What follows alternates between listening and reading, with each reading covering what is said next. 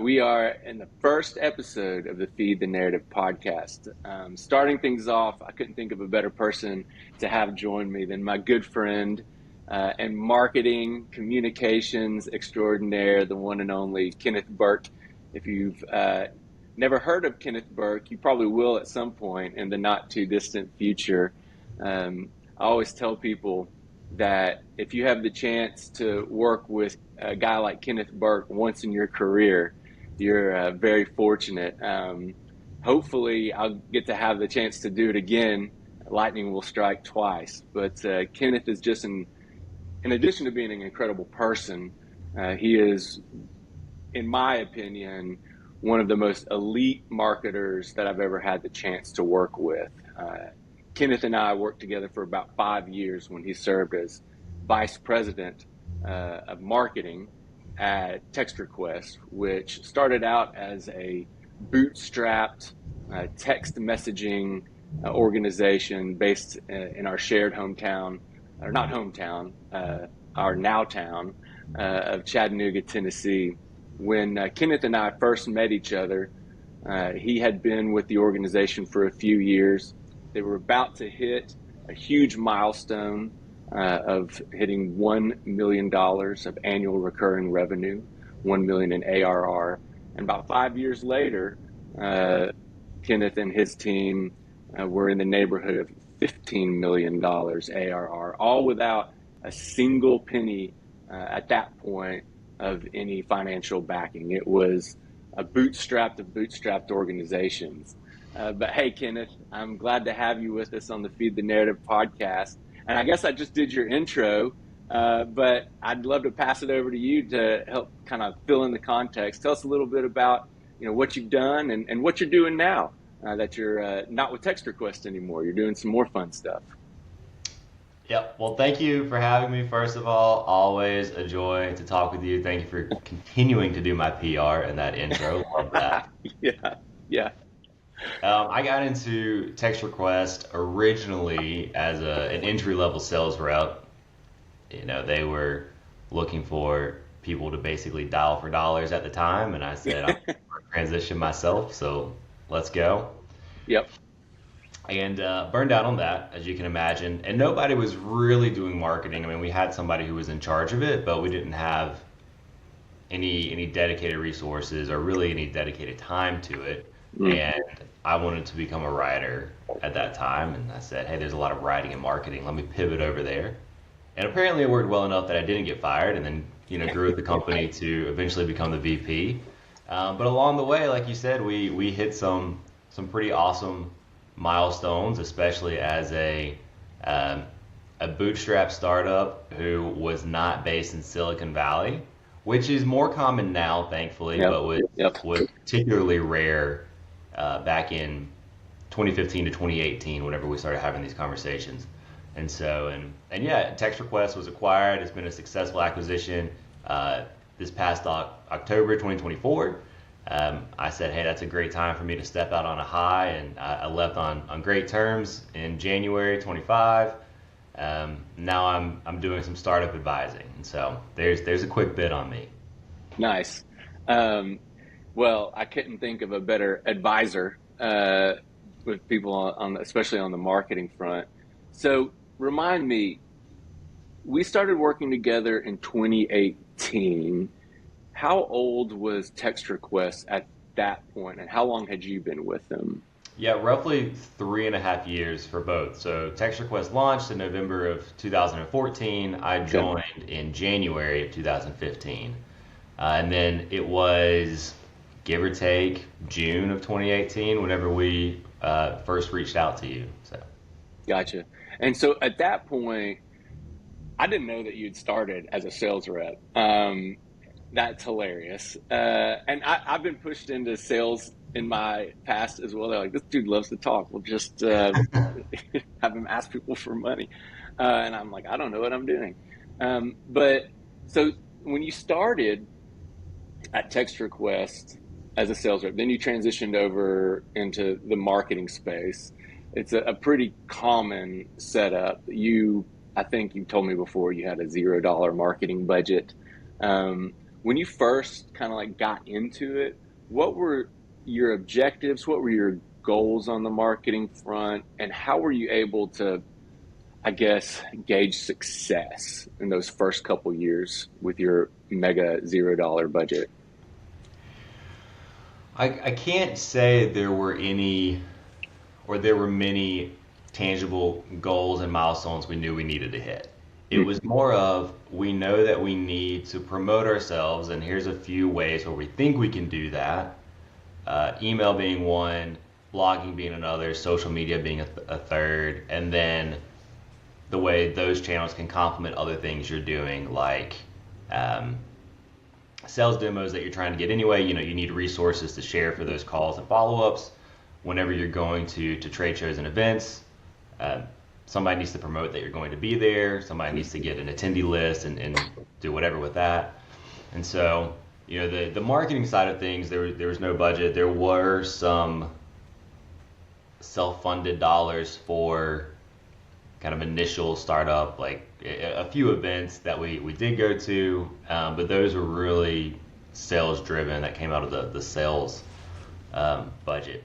And so what we really wanted early on, I guess, to find as a goal or to see as a milestone was just to see if what we were doing could have traction. And so if we were doing whatever on social media, could we get somebody to reach out and ask a sales related question? You know, how could this work for me? If it was in blogging, it was, can we use this article to assist the sales conversation? And it eventually became, can we bring people to the website who are interested in buying through this content? That took a lot longer, but that was the initial. And then, you know, there are lots of things you look at in marketing, different signals and numbers. At the end of the day, it's about revenue, right? I'm going to channel our CEO, Brian Elrod, to say revenue. That's the thing. And so if what you're doing is your best effort and you aren't seeing some sort of improvement on the sales side or on the revenue side or profitability, pick one. You probably need to change things up. In our case, we found that, and it started to work well before too long. Nice. Yeah. I mean, it matured and matured quickly. And I feel like there was probably like a snowball moment for you, or at least or different ones, like different watershed moments where you're like, oh, this is working. And then kind of like the gates open up a little bit more. When we met, so obviously it wasn't day one. Some of the stuff that you've been doing was already working, about to get to $1 million in ARR, which to so many startups, to so many just businesses, that is a huge number, right? In the software space, it's like, well, it's kind of like, you know, we're inundated with headlines of, you know, hundreds of millions and billions and stuff like that. But $1 million is just, it is such a huge thing. So obviously some stuff that you had been doing was working at that point, but we got together specifically for public relations. Can you talk to me a little bit about like what gaps you saw that public relations could help fill? And I'd also like to know, how did audience factor into that? Were there new audience segments that you were trying to get in front of, or was maybe earned media through public relations going to help you stay in front of the audience you'd already built in new ways? Like, talk to me a little bit about that. Yeah, it certainly evolved over time too. So here's where we started is we'd hit that $1 million mark, or it was $83,333, you know, in monthly recurring revenue. That's the big ticker. And we knew or had seen some data that said only 4% of startups do that. And we thought, hey, that's pretty impressive that we did that being bootstrapped, not in Silicon Valley. You know, we should tell people about that. And there's an element of just self-promotion, or you could even call it ego in that, of wanting to say, hey, we did something cool, we think others should know about it. But it would also be doing ourselves a disservice if we did something others failed at and didn't tell the world. And so we thought, hey, this is a good story to tell. We now have something worth sharing. Let's get out and do that. And in-house for myself and then our company, we didn't have the PR skill set at the time, or the communications, call it, skill set at the time. So we definitely needed somebody to help with that. And Um, Early on, it was more, if I remember correctly, it was more about let's show that we are a succeeding company and not nobody knew who we were even in Chattanooga really. I mean, we were not public. We would go to our dinky office every day, you know, work real hard. People would go home and you'd still be on call or doing whatever from the house. And so, we did that. We said, okay, we need to start becoming more public. And there's also a marketing element of that in that as well, is that as you grow and you want to reach more people, you need to be more public. More people need to know who you are. They need to see your face. There are some tangible aspects of that really matter. And so we said we needed a partner to help us do that. As far as audiences go, there was a time, this was in that period where we were still trying to be a lot of things to a lot of people, and so our audience was not very clear. I will admit that.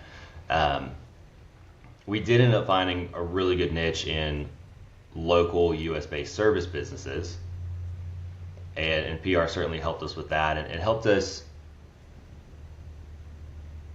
speak to that as a broad audience, but also become pretty niche because each service business sector, take pest control, take HVAC services, take cleaning, lawyers, insurance agents, whatever, they all live and work in their own, call it bubble. So they all have their own publications, they all have their own thought leaders and people they pay attention to, they all have their own events. And so in order for us to earn more market share in those different verticals, we needed to be able to have a PR presence in each of them. And so we started as local and regional. Here's what this company has done, the milestone, the $1 million. And it over time moved into, hey, service businesses in these areas or even across the US. Here's what this company is doing. Here's why it matters. Or here's the context in which they've been able to succeed and how that can help you as well. So I'll stop rambling there. No, but the thing is you're talking about how like these different industries live in their own, and it sounds negative when you say it that way, like the bubble, but they exist in their own niche. And that is as they say, there's riches in niches. Those niches are just rich with all of their, like that ecosystem, and each one has all of its own things going on, its own trade shows, its own professional organizations, its own publications. And when it comes to those publications, I always told people, listen, if you're really dialing in on a specific industry, you have forget the Wall Street Journal and Bloomberg and all of those publications. Like, get a good handle on HVAC News and HVAC Today and Pest Control Daily and stuff like that, because that's where your audience is consuming their information. And those publications are true influencers in those spaces. And that's something y'all did incredibly, incredibly well, was focusing on each one of those and giving them the time and attention. And you reaped the benefits of it. Absolutely. And I mean, I saw it and felt it kind of like 1 foot outside the organization. It was really impressive. And I encourage a lot of peers of yours in similar spaces to think about that. So you started out as a one-man wrecking crew. By the time our time together was up half a decade later, you had a team of multiple professionals, different communications professionals with different objectives. I talk a lot about it because I get asked a lot about it. Like, what is the difference between marketing and PR? And I always say it's based on where you want to put that line. Can you tell us a little bit about how you were able to like separate those two? Because marketing is more about like bringing in very quick or as quick as possible dollars, where PR focuses more on stuff like the halo effect and things like that. So there is a philosophical difference between the two, but they complement each other nicely. Can you talk to us about how you manage that in your world at Text Request? Absolutely. And I'm thankfully able to clarify this better now than years ago, even whenever we were in the middle of it. I think some of the confusion for for a lot of smaller companies or startup companies is that most startups are single product companies. So TextRequest is the company, TextRequest is the product. Right. And when I get to this explanation, that will make a little more sense. So marketing is really about identifying a problem and a target customer for that problem, right? So you say, here's a group of people we want to serve that we can serve. And so we're going to develop a product for them, and then we're going to price, communicate, and distribute that product for that particular customer. Whereas PR, or the broader communication side, is more for the company as a whole. So it's less, whereas it's marketing a product or an offering is going to naturally evolve constantly, maybe even daily. You know, your ads are going to be different, your incentives or your promotions are going to be different. The way your consumers behave in different channels is going to be different. So you're constantly evolving that. Whereas we see PR as more of your corporate communications, your corporate positioning, less selling, corporate positioning, which naturally has a longer term approach that should be more consistent. So to use your language, you're trying to constantly feed the narrative that this is what this company is, what they stand for, how they approach situations, and you're trying to answer the questions: why should I work with you? How can I trust you? What are you going to do when things get tough, or whenever I'm in a bind, to your audience? And so that's, over time, that's how we really started to differentiate the two, or distinguish the two. And I think it became really powerful. And I'm sure one of the questions you're going to ask is, what results should you expect? Or that is the next one on my list, is how do you, so obviously on the marketing front, you can answer the question a little more easily when it comes to like what does success look like. Again, stealing from Brian Elrod, revenue, profit. What does it look like? And again, this is another one. I said the answer to this question is subjective a lot of times. So in your experience at TextRequest, how were you able to measure success of public relations versus marketing?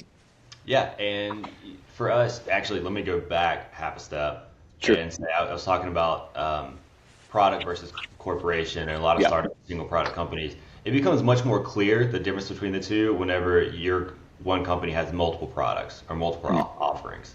And so your corporate communications are going to be the same, and you're going to hope for a lift across the board, while each product or each service is going to have its own different marketing.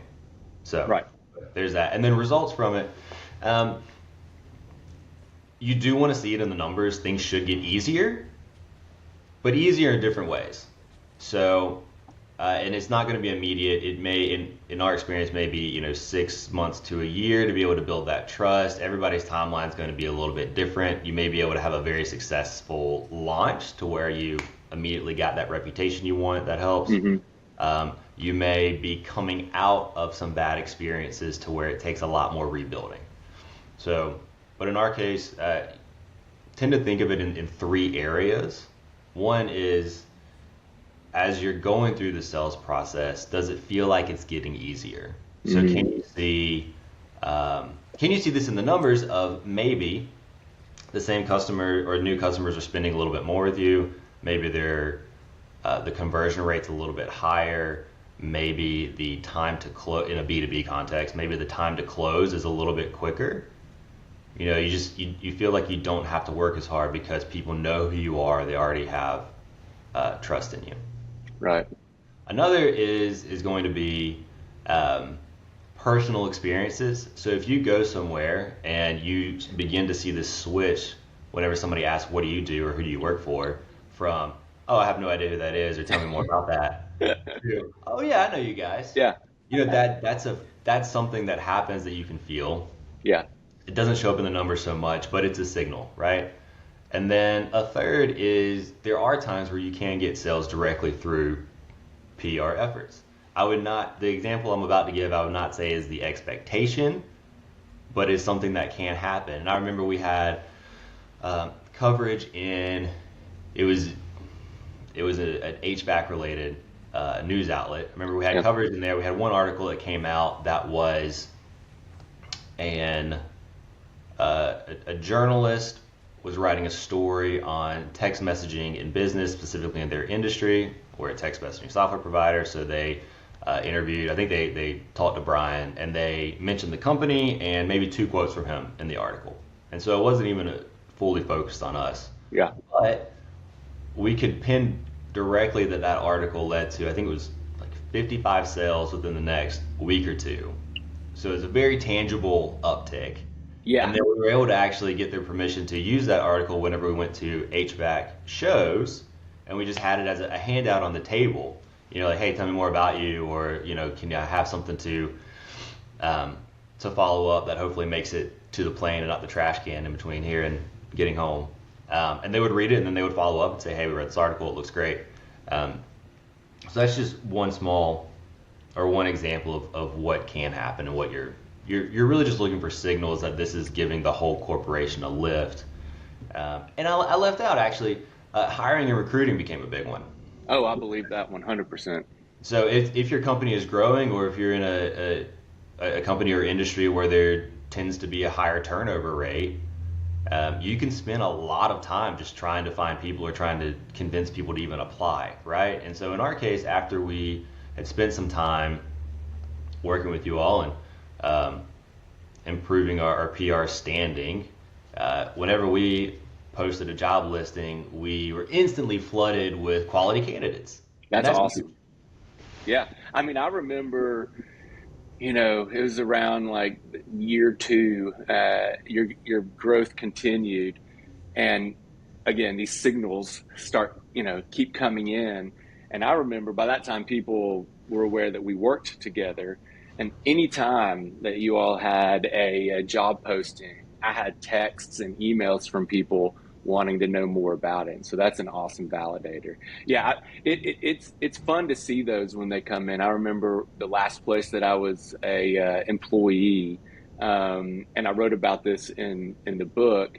I remember we did this, we had this huge launch and had incredible earned media coverage from industry to national to even international news. And we showed up to the industry conference about 2 weeks later, and we went 2 weeks before. Nobody knew who we were. We walked in there and we are like celebrities. It was really fun to see. And while that was super fun to see, I think the most fun for the investors and leadership in the business was they were booked with sales meetings, from the very beginning of the conference till they had to stay afterwards, to clean up opportunities that came up during the conference. So it was super cool to see that. So that's validating. One question I'd love for you to answer, because this is something I think a lot of my peers, in-house peers, need to hear, as well as business leaders. So you all started investing substantially into public relations around 2018. How long did it take before you started feeling these wins? Like, maybe 2-part question: the very beginnings, and then a sustained feeling like, oh, this is something we can rely on and expect to continue. We had some pretty quick wins. I know, we're just local news coverage. Mm-hmm. And local is flattering. It's not our whole U.S. market, right? Right. But it shows some traction. It's an early small victory, we'll call it. So that was really positive. I think we had a news write-up almost immediately. We had a couple of TV interviews. We're short, nothing spectacular, but people in the area saw them, and we felt it, that we were making progress. So there is that.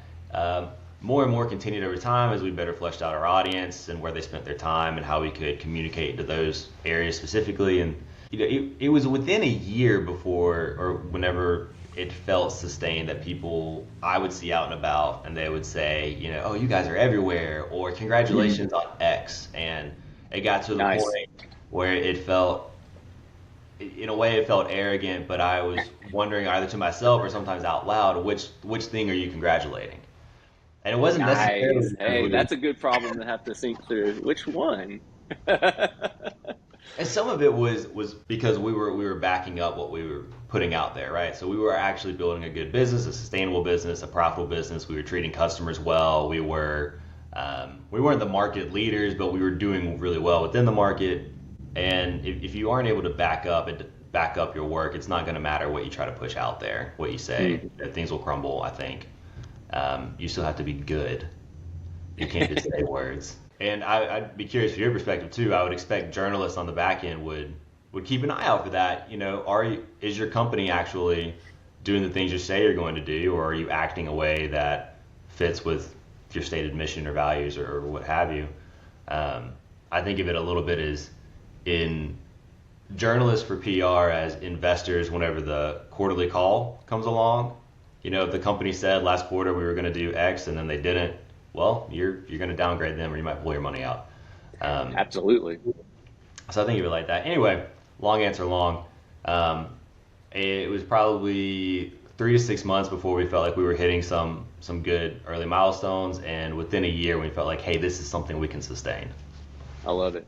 No, you're absolutely correct. I mean, how many times have you seen articles about businesses that are launching or just starting, and you read them, and then that's the last you ever heard of them? It's like when that happens, I'm like, well, they either didn't make it, or they're not backing up all these glowing things they said in their launch announcement that they're going to do. And you're absolutely right about members of the media. They are some of the busiest people I've ever known. There's less of them expected to generate more content than ever before. And so they're sourcing articles all day long. And so there is this thing when they're sourcing articles of they have a mental Rolodex. And so if this one company keeps showing up or entering their mental space, they're going to stay closer to the front of the Rolodex. And then also, I think a lot of people on the business side don't appreciate about the media side is whenever media is writing about you or including you in a story, they are extending you a line of like trust credit that is very important to them. I mean, if they include you in an article or they write you into a headline or something like that, and you go bust or, something terrible happens at the organization or whatever, that's not something they want to be associated with. And so if you're not living up to all that, then they can't trust you, and they can't buy into what you're saying. If they can't believe it themselves, they're certainly not going to write about you. So if you can consistently demonstrate over and over and over, not only that you run a good business that is growing, but you've got great experts there doing incredible work and a good member of the community and all. If you can keep demonstrating that over time, that stuff, again, it's kind of like a cascade moment. It just continues to build and build and build, and it does great things for a business down the road. All right, so I have one more question for you. All right, so most people who are going to be taking the Feed the Narrative course are probably going to be in a situation very similar to the one that you were in when we first met in 2018. A man or woman that wears a lot of different hats. There's never a shortage of people interested in how they can layer public relations into their existing communications efforts that are very expansive already. What is the one piece of advice, and it doesn't have to be one, you could do multiples if you wanted, but what's some advice that you would give to somebody who's in your seat back in 2018, trying to figure out how to work public relations into all of the other marketing and communication stuff that they do? There are so many things, but to give one, I would say clarify what you want out of it. You asked the question earlier, how do you distinguish between PR and marketing? And a lot of people I know come to the table thinking PR is an extension of sales even. Yep. Brene Brown says clear is kind. Yep. Right? But also clear is profitable. And if you know what it is that you want out of it, then it's very easy for you to, one, start mapping a path to get there. And then two, to be able to work with a great partner like Heed to say, hey, this is where we're trying to go. Give us your expertise and your skill set to help us get there, and run it for us. Or if we want to do it ourselves, coach us on what to do there. I think so many people, or not I think, I know so many people get into it and they start down PR because they think they're supposed to do PR. And it's a good thing to do, but they aren't sure what they're supposed to do with it or what's supposed to come out of it. And so push comes to shove and they see this month, well, revenue isn't where they want it to be. They start to get frustrated and then they start to let go of good efforts before those efforts have time to materialize into good results. Yeah. And I think everybody has experienced that. So there's my advice. Know what you want, and then you can work with somebody good to get there.